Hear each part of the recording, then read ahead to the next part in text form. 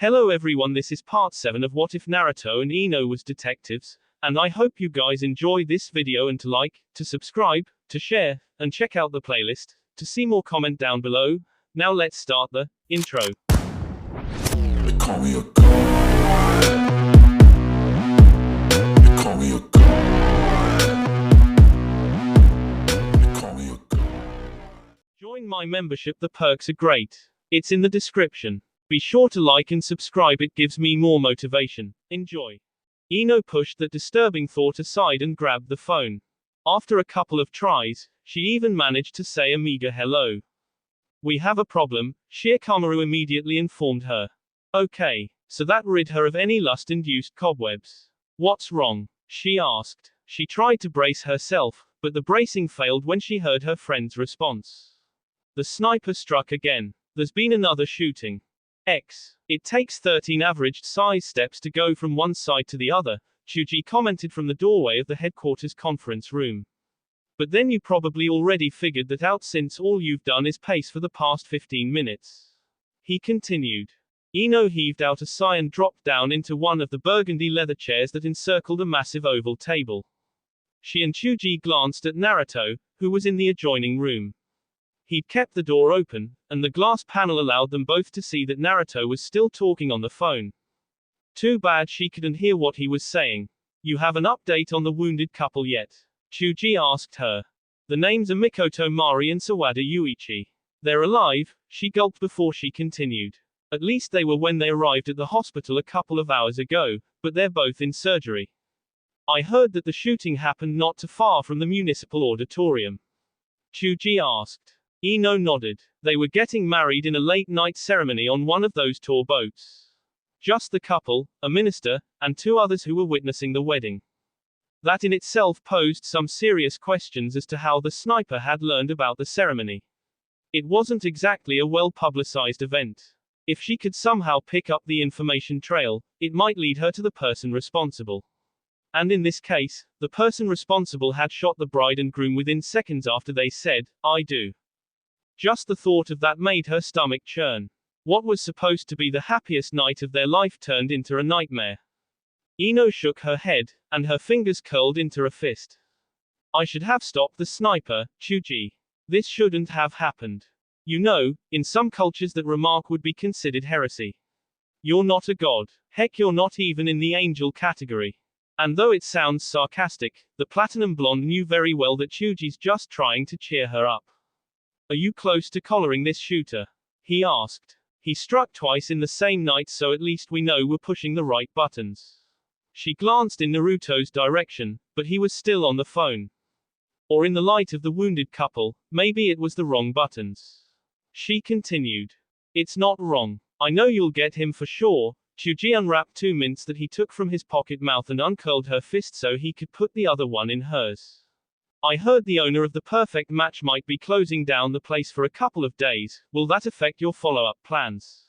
He asked Ino as she gazed at the mint in her hand, thinking whether or not she would eat it or let it melt in her hand. I don't know yet. Naruto just got the news before the hospital called. But it would definitely have an effect. After all, they were supposed to go to perfect match that very afternoon and invite Sasori to the wedding. Since that was a critical step in the plan, it meant they'd have to make other arrangements to see him. Not an ideal contingency. If they met Sasori elsewhere, it only increased problems for securing another location. But then, calling the coffee brown-eyed man and asking him to meet them at perfect match might make him even more suspicious than he already was. Chuji took a chair, turned it backward and sat across from her so they were face to face. When she didn't make eye contact with him, he put his finger beneath her chin, lifted and forced the eye contact. He tipped his head toward Naruto. So how hard are you falling for that jerk? Ino frowned and tossed the mint into her mouth. She cracked it with her teeth. He's not a jerk. Then, how hard are you falling for him? Chuji flatly repeated. The mint crunching didn't last nearly as long as Chuji's inquisitive, in-her-face expression. As hard as a massive crate of concrete, she admitted. Chuji made a sound of disappointment, lifted her hand and sent USD the ring for her fake engagement to Naruto. I thought you were better than that. The badge first, family second, lust and laundry, last. I'm scared it's more than just lust, Ino whispered. Hell, yes. She considered some profanity of her own. What about all the other stuff going on? Chuji asked. You just plan to forget that Uzumaki's investigation could ultimately hurt Shika. Don't give me that. Ino managed to keep her voice at a whisper.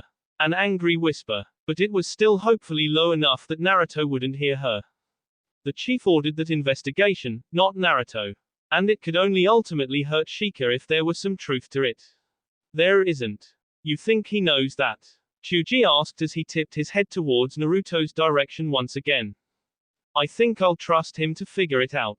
What the F, Chuji, he's not the bad guy in all of this. Heck, maybe the chief isn't, either. Maybe, he just wants to make sure he doesn't have a potential problem in the department that could affect morale. But Ino groaned when she heard herself. Good grief, I sound like Shika. And Naruto. Scary, huh? Chuji took her empty coffee cup, crushed it and launched it into the trash can. Wanna know what else sounds scary? According to the rumor mill, Uzumaki will probably be promoted to lieutenant. If that happens, he'll most certainly be put in charge of special investigations, which means he'll be my boss. Ino gave him a weary smile. You've got nothing to worry about. Naruto's a good boss. Yeah, but there's no lust factor in this for me, just the concern that I might beat him to a pulp if he doesn't do right by Shikamaru. He'll do right by Shika. And Ino was surprised to realize that she believed that with all her heart. She was so in trouble. One fantastic and she was falling head over heels for a man she certainly shouldn't be falling for. Because she couldn't sit still and because she noted a renewed concern on the spiky blonde's face, she got up and continued her pacing. For crying out loud, how long will it take to get a status report on the patients? So the rumor mill is saying he'll be promoted. Ino asked just to get her mind off that phone call. Apparently, Chuji replied. And what about my promotion? Came the platinum blonde's inquiry. It was a gutsy question because she knew Chuji wouldn't lie to her. But there was a good chance he might try to sugarcoat it. He lifted a shoulder. It's just a rumor mill. What the heck does it matter? She groaned. Definitely sugarcoating. In other words, the odds were against her. However, it seemed a trivial worry with people's lives in limbo. Later when this was over, she'd spend some time worrying about that particular aspect of her life. Naruto finally put down the phone and came out into the conference room.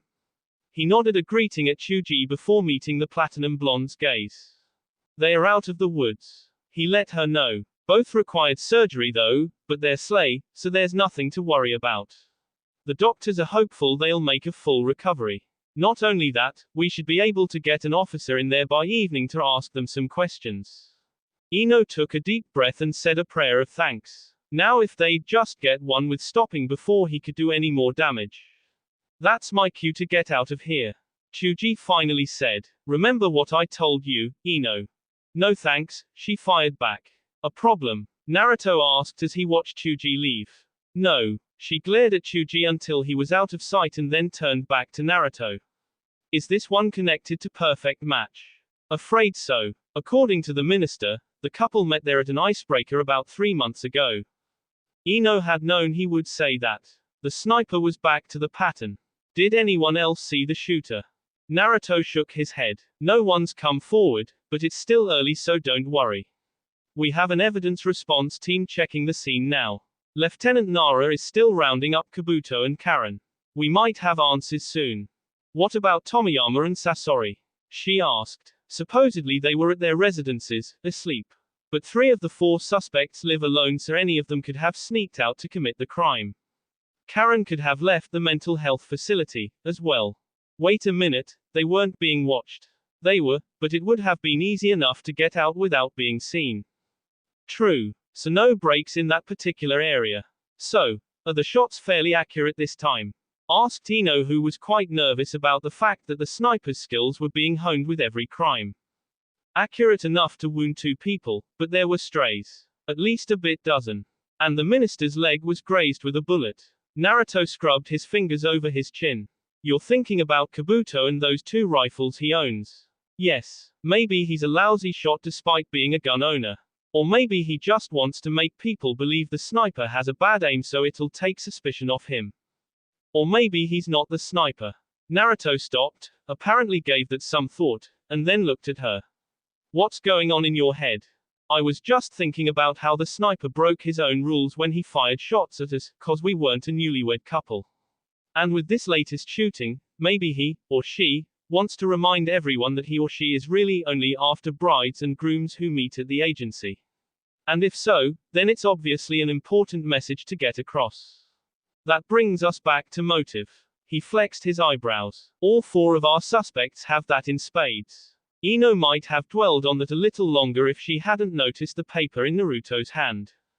It's the details for tomorrow, he said, obviously aware of what had caught her attention. With everything else going on, she hadn't even thought that far in advance. But she did now. A wedding. A fake one. With Uzumaki Naruto. Tomorrow. Maybe what had happened in the bathroom was coloring her opinion, but that suddenly sounded as nerve-wracking as facing a gunman. The ceremony's scheduled for noon. Naruto explained, handing her the paper. The plan is for us to have officers and specialists stake out every building around the church. We're hoping to catch the sniper before either of us get near anything resembling an aisle. That's something worth hoping for, she mumbled, going over the mission summary. Of course, we'll be armed and wearing bulletproof vests just in case he manages to get through. Of course. Sounds like you've covered the primary bases. Well, except for maybe clothes. Do we need anything special to wear? Ino asked. A wedding dress, perhaps. She thought. Shikamaru's taking care of that. He knew your size, Naruto clarified when she stared at him. The platinum blonde was quite surprised as to how quick the spiky blonde male was when it comes to mind reading. Better him than Chuji, I guess. I'd end up wearing pajamas to the church if you put him in charge of wardrobe. He reached out and touched her cheek. A quick, nonchalant tap. Are you okay? Of course, she rubbed her arm in a "see" gesture. It really is just a scratch. I wasn't talking about your arm.